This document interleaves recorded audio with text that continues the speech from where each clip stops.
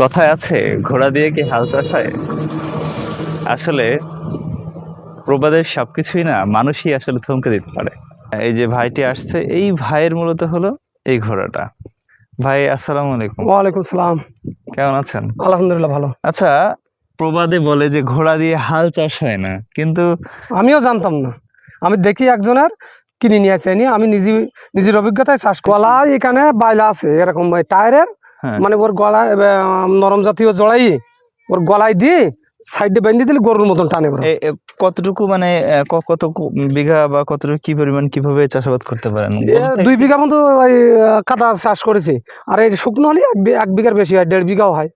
আচ্ছা আচ্ছা, আপনি নিজের জমি আর বিঘি বাসুই মানে ওই মই দিয়া মই আপনার 30 বিঘি পর্যন্ত দিছি আমি মই। আচ্ছা, এই যে ঘোড়ার ঘাস কাটা, হ্যাঁ, ঘোড়ার ঘাস তা ঘোড়ার ঘাস কাটা সে তো বিশাল ব্যাপার, কিন্তু আমাদের ওই লাগানো ঘাস আছে ওই নদীর চরে, কবতক্ষ নদীর চরে। ওই চরের ঘাস আপনি ওই চরের ঘাস খাই বেশি, আর এই দুবলু ঘাস খাই বেশি। দেখেন, একদিকে যেমন ঘোড়া দিয়ে হাল চাষ হয় না, অন্যদিকে ঘোড়ার ঘাস কাটা, এটাও কিন্তু একটা মানে অনেক অসাধ্য ব্যাপার। সবকিছু আসলে সাধ্য করে মানুষই।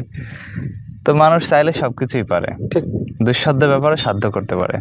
এই ঘোড়া দিয়ে এই মাঠের, এই যে বৃহৎ মাঠ দেখা যাচ্ছে, এখানে কিন্তু চাষাবাদ করেন একজন।